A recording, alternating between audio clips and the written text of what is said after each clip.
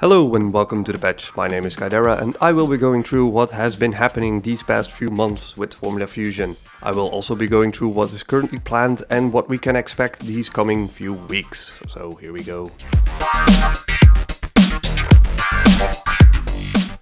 What has been happening? Well, update 0.0.5 dropped 5 months ago, and in that time we haven't heard or seen much happening. In that update we had new menus, an overhauling of the technical side for improved performance, reworking of the in-game UI, and the nighttime and rain track as well as a reverse track. Patch 0.0.5 also came with the test pilot build that included a few tracks to let players test various types of courses. The tracks were very empty, had no skins, and were purely meant to test the IDs of wider or smaller racetracks as well as climbing and descending the race course.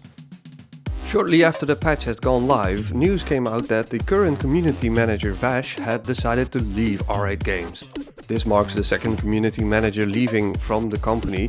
The first community manager was rumored to have thought of the idea of the test pilot project, but then hastily left R8 Games shortly after the Kickstarter ended. This has caused a lot of information and emails to be left unsorted. Varsh was tasked with getting everyone's email and account sorted, making sure that those who bought the game did actually receive a copy. Next to that, he kept everyone up to date to the game's development progress on the forums and other places like Facebook. What exactly is the reason of his departure has not been disclosed, but what we do know is that without him, a lot of people would likely still not have a copy of the game. After Varsh's department, a different community manager by the name of Peter had started to keep people up to date of the game's progression. Peter officially posted the selection of community submitted music with a poll for people to vote on. For those who do not know, R8 Games had allowed music producers to send in emails to them to give the community members a chance to get their own music into the game. I will leave a link to the SoundCloud playlist in the description below so you guys can listen to the submissions yourself. On 5 November, R8 Games announced that they had secured a major investment from an external funding partner, allowing for sufficient funding to take the game through the completion of the third quarter of 2016. In the announcement, Andrew Walker also apologized for the lack of updates to the game, and elaborated that the studio had indeed gone through some dark times. On 30 December, the founder and CCO of R8 Games, Andrew Walker, announced a new community member by the name of Jody Cobb.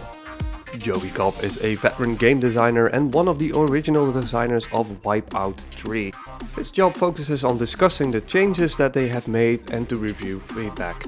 This should mean that we will be getting a lot more frequent updates and information. On December the 23rd, R8 Games released a small content update. In this patch, they updated the handling physics, the main menu and loading screen, as well as other various bug fixes.